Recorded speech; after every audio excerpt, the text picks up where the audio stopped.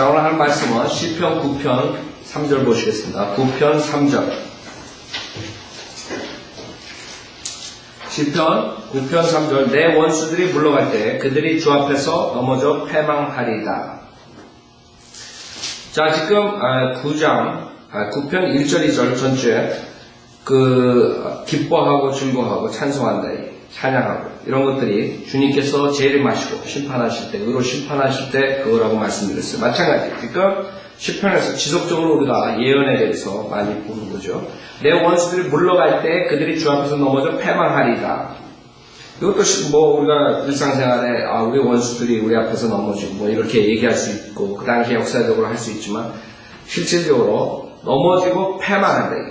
아마겟돈, 그 원수들이 마지막 심판에 대해서 주님께서 완전히 패망시키는 장면을 말씀하시죠. 3절은 4절은 주께서 나의 권리와 명분을 옹호하셨으며 보지 않으시어 의롭게 심판하셨나이다. 주께서 이방을 힐책하셨으며 악인을 멸하셨고 그들의 이름을 영원 무궁토록 지으셨나이다. 마찬가지입니다. 계속적으로 재림에 대한 것을 볼 수 있어요. 특히 여러분들이 이제 시편을 볼 때 조금 혼동되는 부분이 이게 다윗을 얘기하는 건가 예수님을 얘기하는 그런 경우들이 많이 나와요. 그래서 성경을 여러분들이 그때그때 나눠서 봐야 돼요. 예를 들어서 22편 보세요. 22편 같은 경우에 분명하게 다윗에 대한 얘기를 하면서 보면은 예수님에 대한 것이라는 것을 알 수 있어요. 22편 16절 같은 거 보세요. 16절. 개들이 나를 에워싸고 악인의 무리들이 나를 둘러쌌으며 그들이 내 손과 내 발을 찔렀나이다. 그렇죠? 네, 이건 분명하게 예수님이다. 내가 내 모든 뼈들을 셀 수 있으니 그들이 나를 보며 쳐다보나이다. 왜? 다윗은 손과 발을 찔른 적이 없단 말이에요. 그러니까 분명하게 비록 다윗의 시지만 우리가 예수의 그리스도에 대한 예언이라는 것을 알 수 있어요. 18절에 마찬가지로 그들이 그들 가운데서 내 겉옷을 나누고 내 속옷을 제비 뽑나이다. 분명하게 예수님에 대한 것을 우리가 볼 수 있다. 또 69편 보세요. 69편에 보면 69편 7절에 보면 주를 위하여 내가 비방을 받았으니 수치가 내 얼굴을 덮었나이다. 분명하게 다윗이라고 우리가 볼 수 있다고. 그렇죠? 역사적으로. 근데 그걸로 끝나면 안 돼요. 왜? 8절에 보면 내가 내 형제들에게는 낯선 사람이 되고 내 모친의 자녀들에게는 외국인이 되었나이다. 예수입니다. 예수님. 주의 전을 위한 열성이 나를 삼켰으며 주를 비방하는 자들의 비방이 내게 떨어졌네. 그래서 여러분이 주를 그 다음에 내가 이랬을 때 이건 주를 위해 내가 비방을 받았으니 그러면 그건 다윗이거나 천만의 것이 예수님의 여러분을 알아요. 그래서 이렇게 나눠서 여러분들이 예수 그리스도에 대한 예언에 대한 것들이 나온다는 것을 알아야 돼요. 공부할 때.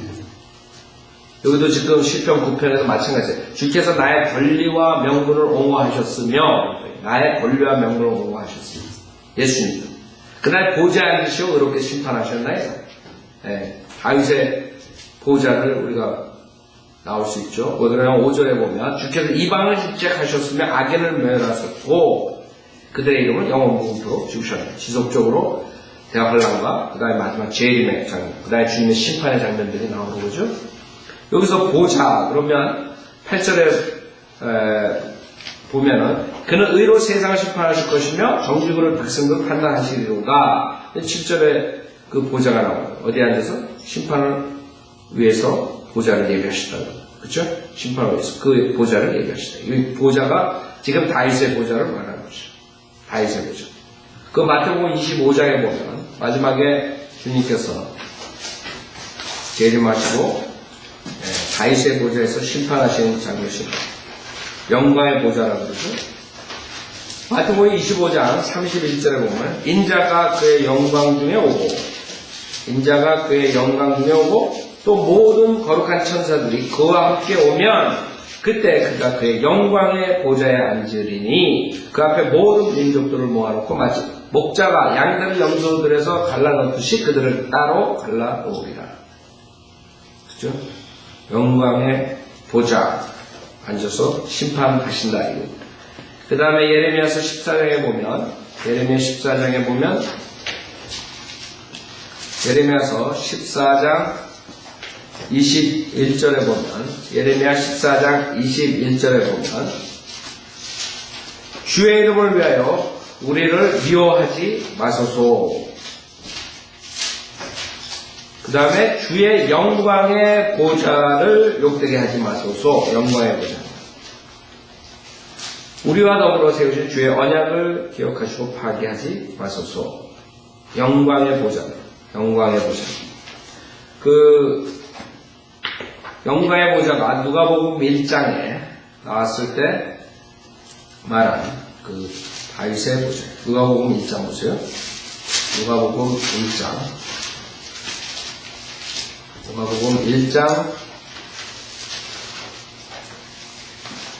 32절에 보면 누가복음 1장 32절에 보면 그는 위대하게 될 것이며 가장 높으신 분의 아들이라 불릴 것이요 또 주 하나님께서 그에게 그의 조상 다윗의 보좌를 주실 것이며 예수님에 대한 얘기.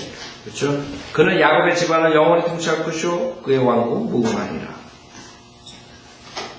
이사야. 자, 그 보좌에 앉으셔서 그렇게 심판하신다. 시편 9편 4절. 주께서 나의 권리와 명분을 옹호하셨으며 보좌에 앉으시어 의롭게 심판하셨나이다. 5절. 주께서 이방을 길책하셨으며 악인을 멸하셨고, 이 악인을 멸하셨고 단수로 하죠. 이것은 적그리스도라고. 악인을 멸하셨고 그들의 이름을 영원 무궁토록 지우셨나이다.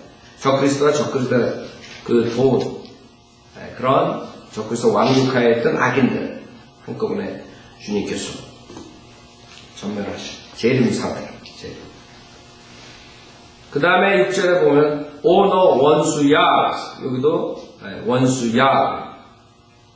적그리스도를 말하는 거죠. 악인, 원수, 멸망들이 영속하는 종말에 이르렀도다. 주께서 성읍들을 파괴하셨으니 성읍들의 기념물도 그것들과 함께 망하였나이다. 이사야서 14장에 있는 이사야서 14장에도 주님께서 예언하시죠.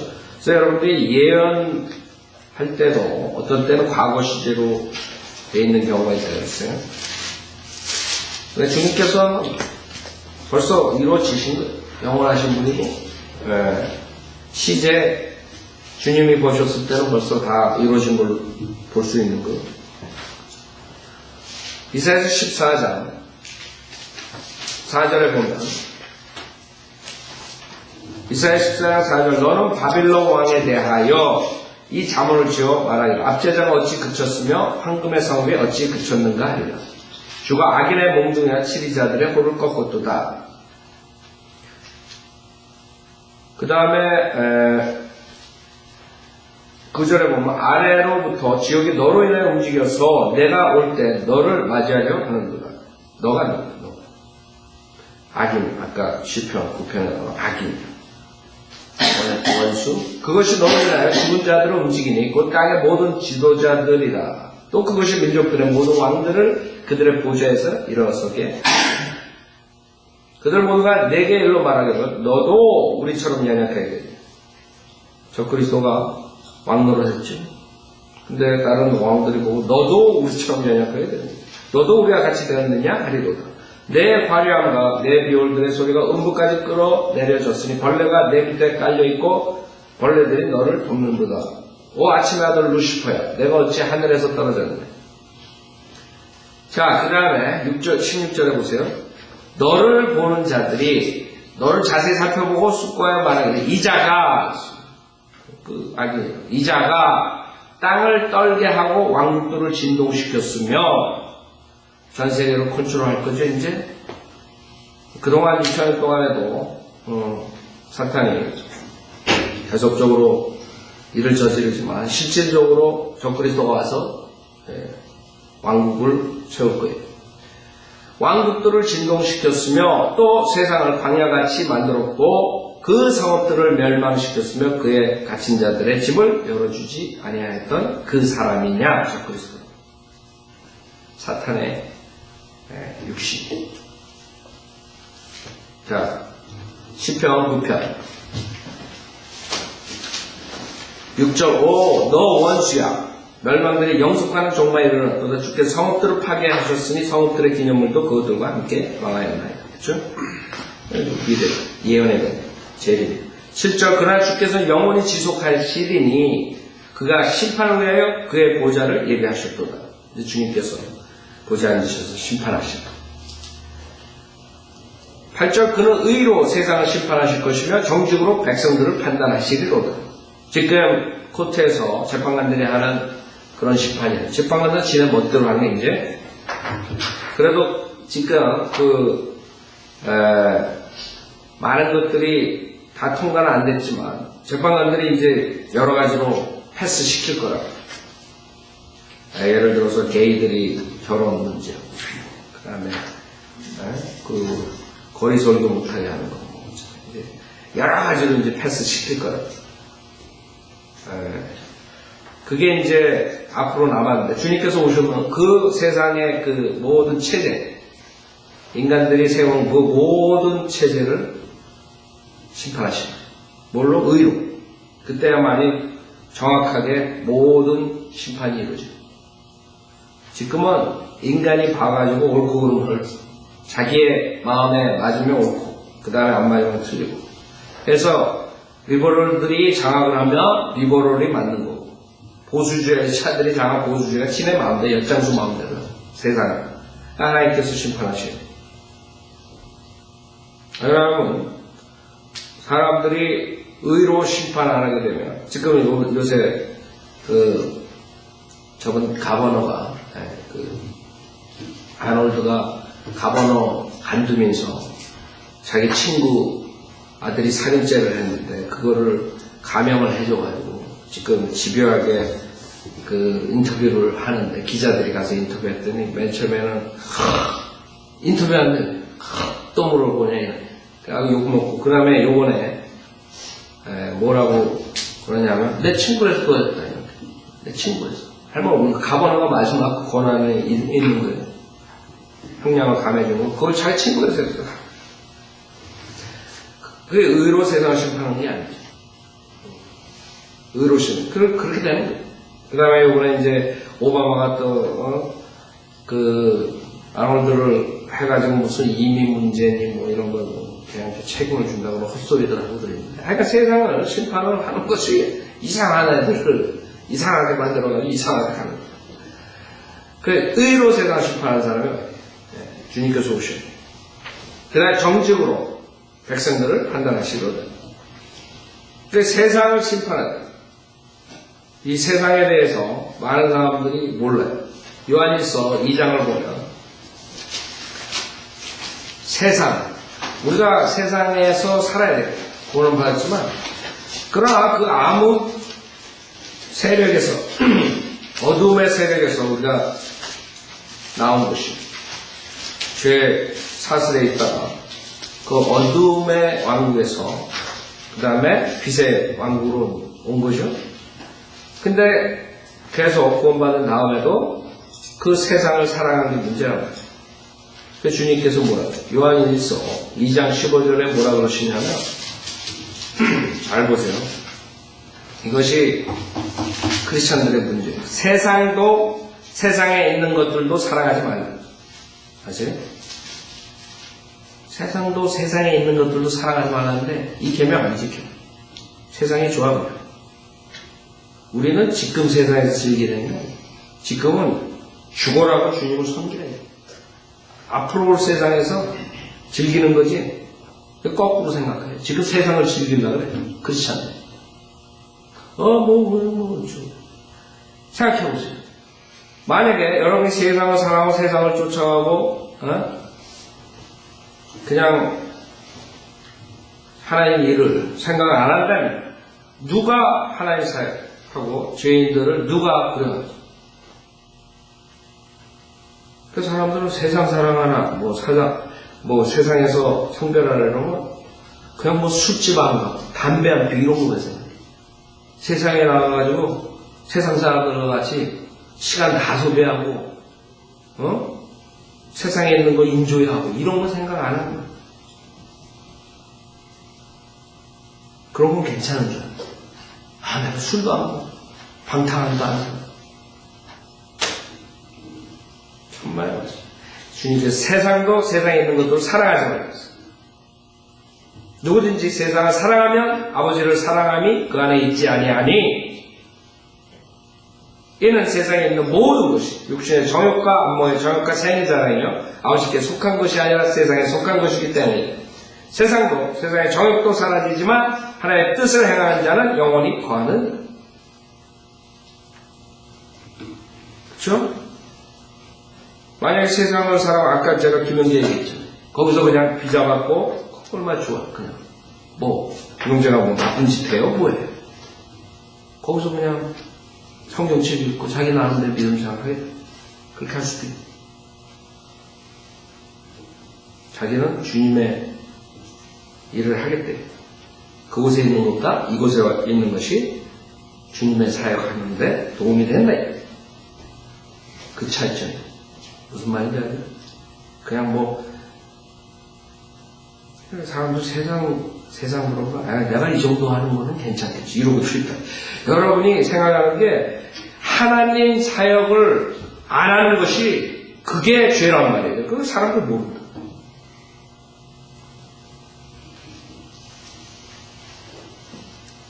그 하나님 사역 누가 할 거예요?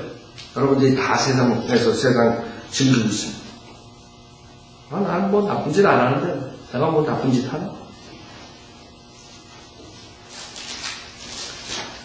주님께서는 그 세상이 다르다는 우리 구원받은 자들이 구원받고 난 다음에 세상이 여러분 달라져야 돼요.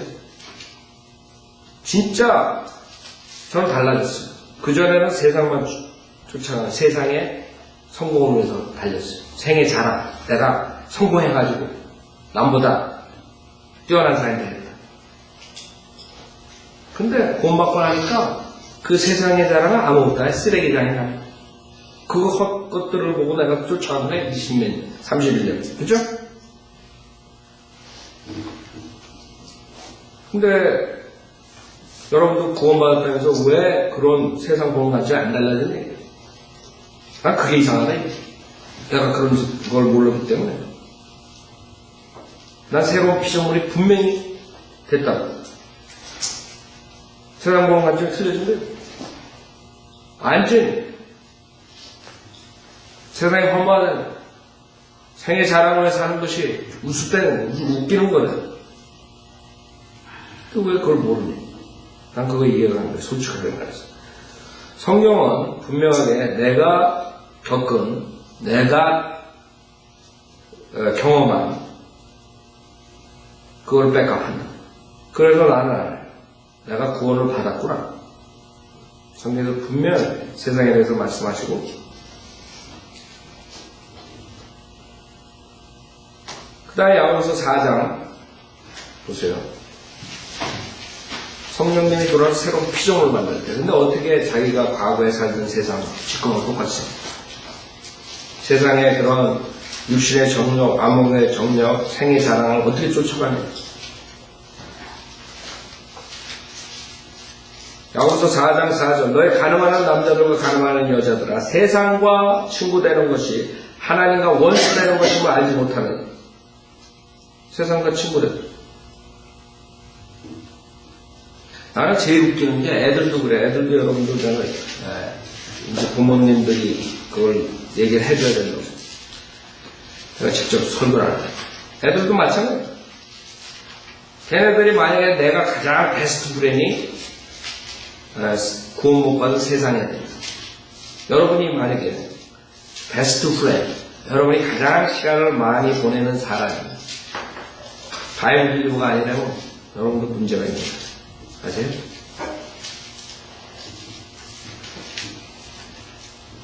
어떻게 그럴 수 있어요?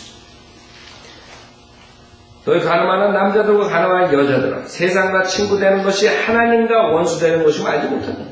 그러므로 누구든지 세상의 친구가 되고자 하는 자는 하나님의 원수가 되는 자다. 분명한 성경은 세상에 대해서 어떻게 세상에 대해서 관점을 다르게 가질 수 있어요? 그래서 그 세상을 주님께서 심판하시겠다. 이게. 세상의 유행 쫓아가고 어떻게 그럴 수 있냐. 그래서 제가 말하자 항상 웃기는 게 그 연예계 무슨 교회. 나는 내가 구원받은 내 경험과 내 바이블 스타일을 통해서 이 성경에 말하는 것과 도저히 그런 교회, 그런 목사들하고 이게 안 맞아요, 안 맞아. 내가 잘못했던가, 이 성경이 잘못했던가, 그 사람들이 잘못했던가, 둘 중에 하나. 어떻게 연예계 교회가 생기냐? 연예, 탤런트, 무비스타를 하면서 어떻게 하나님의 아들이라고, 크리스찬이라고 그럴 수 있냐? 세상에 온갖 짓을 하는 그런 짓들을 하면서 난 그 도대체 이해가 안 가. 그래서 그 사람들 그거 못 받는 거예요. 그게 돈을 벌고 그 세상의 것으로 즐기고 있는 사람들 어떻게 구원을 받아요? 그래서 연예계에서 뭐 무슨 문호장이니 오징어니 무슨 목사들 그런 사람들 보면 간증이 다 체험이에요. 체험. 갑자기 뭐 뜨거운 거 그런 거야. 그래갖고 목사가 지금 연예계들 뭐 가수 애들 나와가지고 무슨 목사가 되고 이런 애들 똑같아.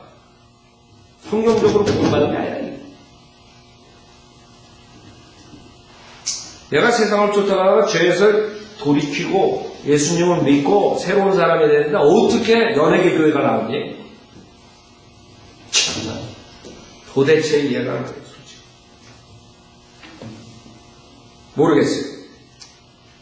성경이 틀렸는지 그 사람들이 많고 근데 제가 성경을 창세부터 요한계시록 봐도 내가 맞지 성경하고 그 사람들이 맞죠. 나는 빽까지.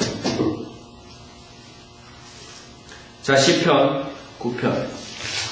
그래서 주님께서 그 세상을 심판하시면서 9편 8절 그는 의로 세상을 심판하실 것이며 정직으로 백성들을 판단하시리로다. 주께서 또한 압제당하는 자들의 피난처가 되시리니 곧 고난의 때에 피난처가 되시리라. 여러분들이 아시죠? 야곱의 고난. 예레미야 30장 10절에 말한 야곱의 고난 기간. 예레미야 30장 7절에 보면 슬프도다. 그날이 크므로 어떤 때도 그와 같지 않나니 그날은 야곱의 고난의 때라. 그렇죠? 그러나 그는 야곱이죠. 그 고난에서 구원을 받게 주시.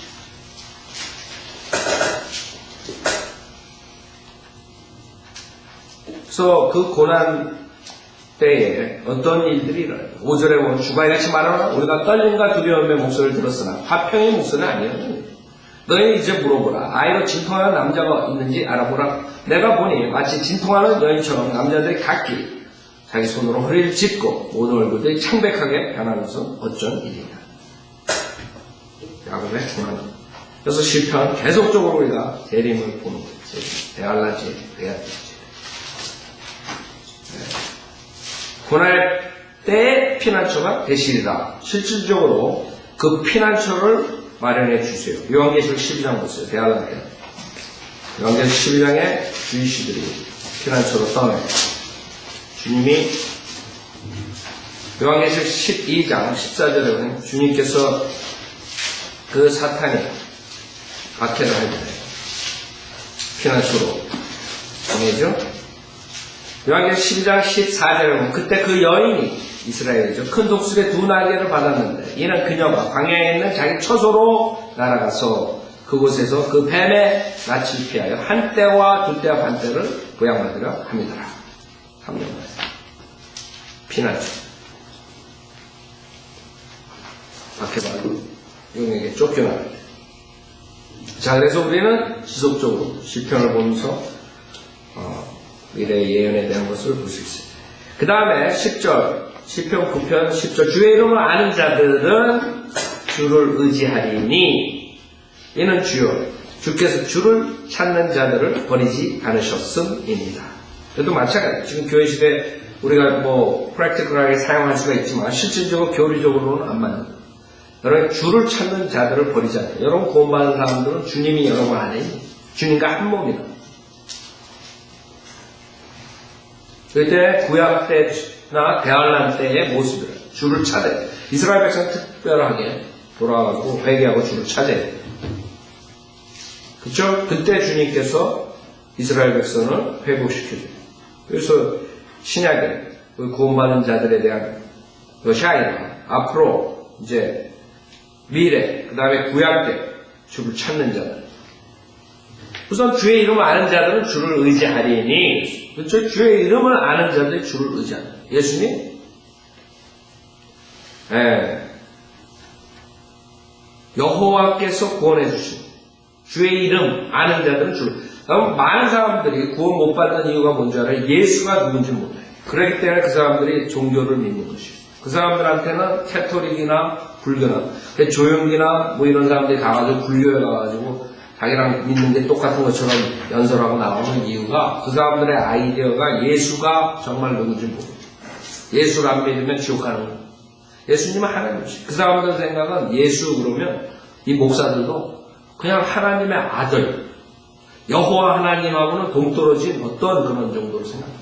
그거랑 모슬렘이랑 뭐가 틀려? 모슬렘 애들이 예수 그리스도가 선지자, 그다음 실패했고, 그래서 모하멧이 왔다, 선지자예요. 같은 동등이든, 그러니까 모하멧, 예수, 부처, 다른, 이번에 비지테이션 나가는 베트남 아주 공부 많이 한 친구 같아요. 좋은 집에 살고, 아주.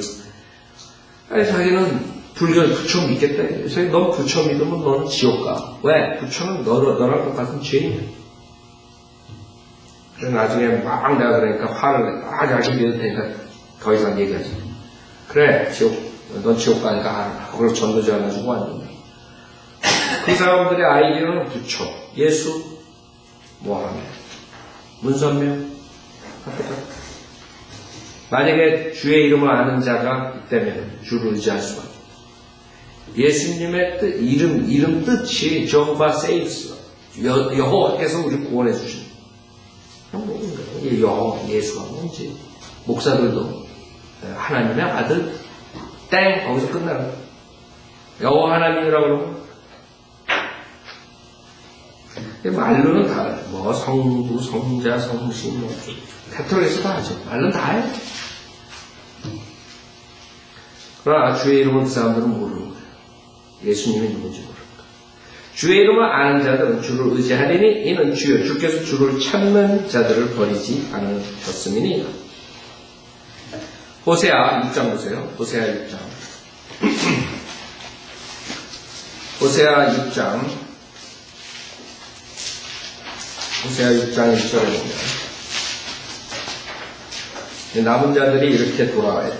호세아 6장 1절. 오라 우리가 주께로 돌아가자. 이스라엘. 이는 그같이 지셨으나 우리를 낫게 하실 것이요 그같이 지셨으나 우리를 싸매어 주실 것입니다. 이틀 후에 그가 우리를 살리시면 셋째 날에 그가 우리를 일으키시리니 우리가 그의 목전에서 살리라. 돌아와야 돼. 주를 찾아야 돼. 주를 찾을 때 주님께서 이스라엘을 회복시켜줍니다. 자, 그 다음에 시편 9편 11절에 시온에 거하시는 주께 찬송하고 실질적으로 시온에 거하시는 이거를 또 이 사람들은 이해를 못하니까 주님께서 오셔가지고 시온에 거하신다는 걸 이해 못해요. 그러니까 시온 그러고 그냥 교회로 변개시켜서 변개된 성경을 가지고 쓴다. 아니면 시온 그래놓고 설교할 때는 교회. 아니요. 에스겔서 48장 보세요. 에스겔 48장에 주님께서 거하신다. 에스겔 48장 35절 맨 마지막 구절 보면 에스겔 48장 35절 그 사면의 규격이 18,000이며 그날로부터 그 성읍의 이름이 주께서 거기 계시다. 주께서 거기 계시다. 주께서 거기 계시대. 조호바 샤마 거기 계시다. 그 주님이 계시는 거예요. 이 주, 로, LORD, 캐피탈, 대문자, 여호와. 합니다. 그러니까 이런 거 병리시킨 거예요. 시온에서 거하시는 주, LORD, 대문자. 그러니까 이거는 맞지 않네. 하나님 하늘에 계시지. 병리시켜. 아니면 설교할 때 바꿔. 아니로. 여호와 하나님께서 실질적으로 시온에서 거하시고 11절 시온에 거하시는 주께 찬송하고 그의 행사를 백성 가운데 선포할지어다. 12절 그는 피에 대해 조사하실 때 그들을 기억하시며 겸손한 자의 부르짖음을 잊지 아니하시는도다. 주님께서 이제 피를 조사하시죠. 피에 대해서 인간들이 얼마나 피를 흘렸는가. 결국에 카인이 처음으로 시작해가지고 6,000년이 왔어요.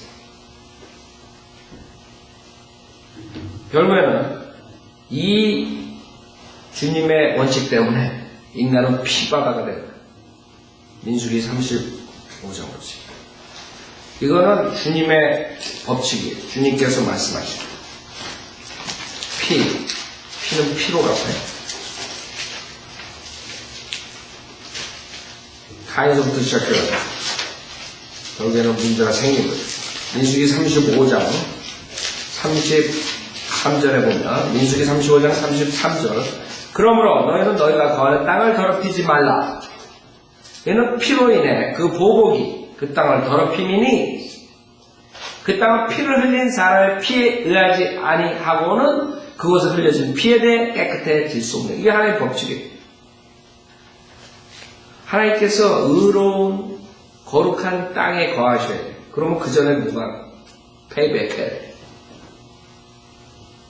피. 결국엔 그 피가 쏟아져야 되는 거예요. 신명기 21장 8절에 보세요.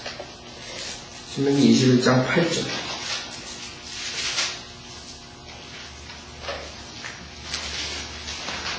신명기 21장 8절에 보면 이스라엘 백성들이 결국에는 그 무죄한 피를 흘렸어요. 예수님이죠. 마태복음 27장. 거기서 이 사람들이 회복을 받으려면 이렇게 해야 돼요. 신명기 21장 8절. 오 주여 주께서 구속하신 주의 백성 이스라엘에게 자비를 베푸시고 무죄한 피를 예수님 주의 백성 이스라엘의 책임으로 탓하지 마소서. 왜? 마태복음 27장 자기들에게 돌려갔어요. 피를 결국엔 갚아야 돼요. 그래서 지금 암송아지 그게 지금 아주 이슈가 되는 거예요. 그 암송아지를 가지고 나와서 그 다음에 목을 쳐가지고 제사장이 나와요. 제사장도 나와야 되고 지금 암송아지가 있고 희생제를 드리는 이 장면 때 완전한 죄가 사해진 것이죠. 이스라엘 죄. 그래서 3절에 보면 멍에도 매지 아니한 암송아지 한 마리를 취하려. 그렇죠? 그다음에 그 암송아지를 갈지도 심지도 아니한 항상 물이 흐르는 계곡을 끌고 이것을 해야 돼요. 이 주입시들이. 그 계곡에서 그 암송아지 목을 쳐 벨 것입니다. 그 다음에 6절에 살해한 자에게 가까이 있는 성의 모든 장로들은 그 계곡에서 목 베인 암송아지 위에서 손을 씻으며 이걸 해야 돼요. 이 사람. 대답해 말하기를 우리의 손이 이스라엘 이 피를 흘리지 않았고 우리의 눈도 그것을 보지 못하였나니 오 주여 주께서 구속하신 주의 백성 이스라엘의 자비를 베푸시고 무죄한 피를 주의 백성 이스라엘 책임으로 탓하지 마소서. 이걸 해야 돼. 이스라엘 백성 그 무죄한 피를 흘렸기 때문에. 그 다음에 실질적으로 그 피를 요한계시록 14장을 보면 요한계시록 14장